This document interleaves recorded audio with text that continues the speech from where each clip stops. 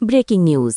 আজ বিকেল ৪টায় আবারও পে স্কেল আন্দোলনকারী ৫ প্রতিনিধিকে ডেকেছেন অর্থ উপদেষ্টা। বিস্তারিত থাকছে পুরো ভিডিওতে। তো দর্শক, ভিডিওটি শুরু করার আগে বরাবরের মতো রিকোয়েস্ট থাকবে, যে সকল সরকারি চাকরিজীবী ভিডিওটি দেখছেন সবাই দয়া করে চ্যানেলটি সাবস্ক্রাইব করে ভিডিওতে লাইক করে দিন।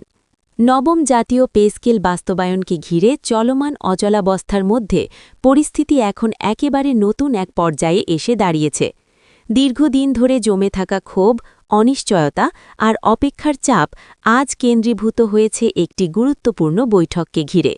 সরকারি কর্মচারীদের চলমান আন্দোলনের প্রেক্ষাপটে অর্থ উপদেষ্টার সঙ্গে আন্দোলনকারীদের প্রতিনিধিদের এই বৈঠককে অনেকেই দেখছেন একটি সম্ভাব্য টার্নিং পয়েন্ট হিসেবে।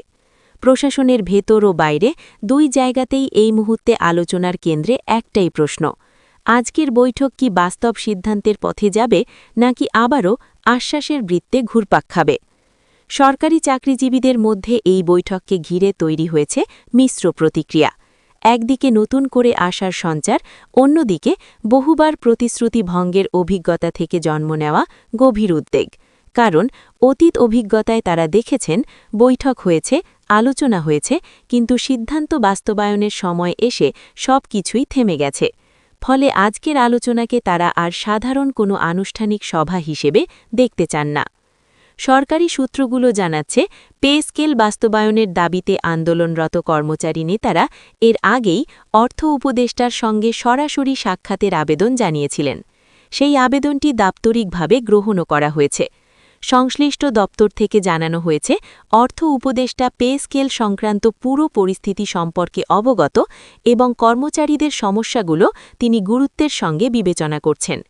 এই বার্তাই কর্মচারীদের মধ্যে প্রত্যাশা বাড়িয়ে দিয়েছে। বাংলাদেশ সরকারি কর্মচারী সমন্বয় পরিষদের নেতারা বলছেন, তারা আর মৌখিক আশ্বাসে সন্তুষ্ট নন। তাদের বক্তব্য স্পষ্ট: নতুন পে স্কেল বাস্তবায়নের প্রশ্নে এখন লিখিত প্রতিশ্রুতি ও সুস্পষ্ট রোডম্যাপ ছাড়া আন্দোলন স্থগিতের কোনো সুযোগ নেই। কর্মচারীদের মতে, বর্তমান অর্থনৈতিক বাস্তবতায় বেতন কাঠামোর পুনর্বিন্যাস শুধু প্রয়োজন নয়, এটি এখন সময়ের দাবি। কর্মচারী নেতারা বারবার বলছেন, দীর্ঘদিন ধরে সরকারি চাকরিজীবীরা মূল্যস্ফীতি, জীবনযাত্রার ব্যয় বৃদ্ধি এবং সামাজিক বাস্তবতার সঙ্গে লড়াই করে যাচ্ছেন।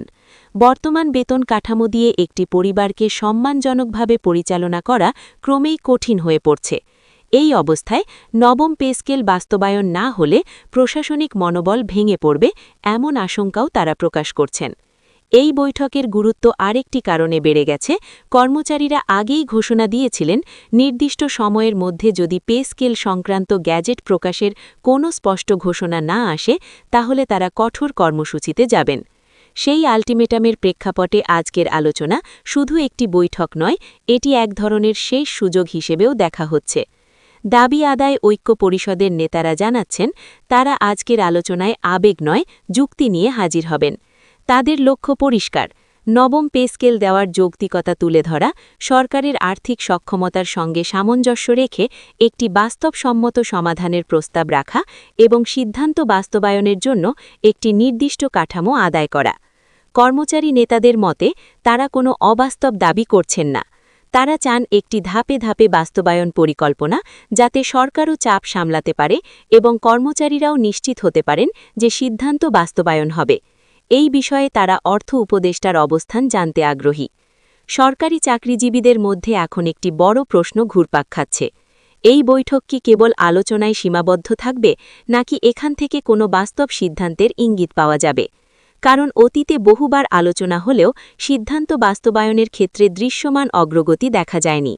বিশ্লেষকদের মতে, পে স্কেল ইস্যু এখন আর শুধু আর্থিক হিসেবের মধ্যে সীমাবদ্ধ নেই। এটি প্রশাসনিক দক্ষতা, রাষ্ট্রের কর্মক্ষমতা এবং রাজনৈতিক আস্থার সঙ্গেও জড়িত। সরকারি কর্মচারীরা যদি নিজেদের নিরাপত্তাহীন মনে করেন, তাহলে তার প্রভাব পড়বে পুরো প্রশাসনিক ব্যবস্থায়। একদিকে সরকারের সামনে রয়েছে সীমিত রাজস্ব, বৈদেশিক চাপ এবং অর্থনৈতিক চ্যালেঞ্জ। অন্যদিকে রয়েছে লক্ষ লক্ষ সরকারি কর্মচারীর জীবন জীবিকা ও ভবিষ্যতের প্রশ্ন।